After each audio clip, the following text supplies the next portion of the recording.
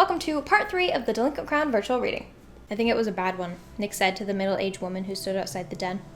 Justice, she said, tying her hair up as she entered the kitchen with the other boys in tow.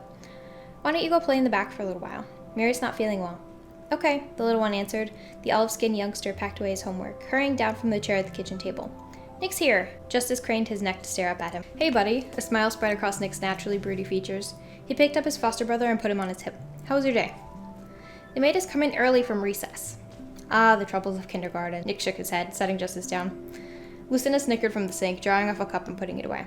All day kindergarten, the boy said before he ran into the backyard, his giggling audible even after the door clicked shut. Nick stretched his arms and sat at the little table by the window.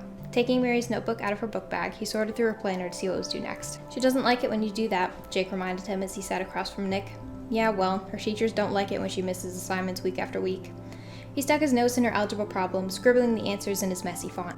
I did half of her homework last week. She missed 4 days, Jake said, watching Nick's furrowed brow hang over the page. 4 days? Nick cursed under his breath and rubbed his face, dropping the pencil to the table.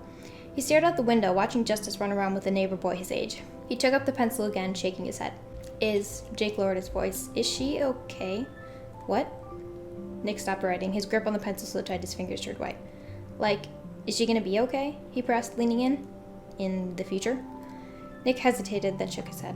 I don't know, Jake. He broke the tip of his pencil and tossed it to the floor, his harsh brown eyes staying downcast as he searched for another pencil in the backpack.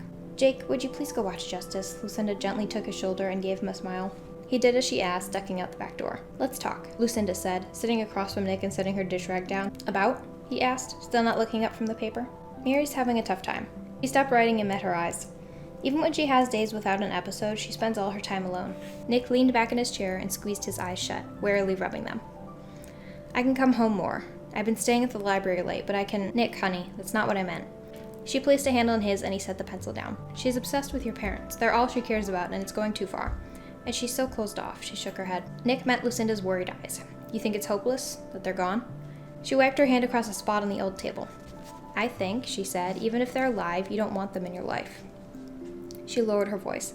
They left you in the middle of a field, for God's sake. No one was looking for you. No one reported a missing baby or a 4-year-old. Lucinda's fingernail dug at the spot on the table. The type of person who does that isn't someone I'd want to find, let alone get to know. Nick and Mary were 13 and 9 when the Allen family was matched with them. The second they met Lucinda and Mike, Mary looked at her brother and said, They're going to take care of us. They're nice. And she was right. Alright, and that is the end of part 3. I will see you guys in the next part, which is linked down below.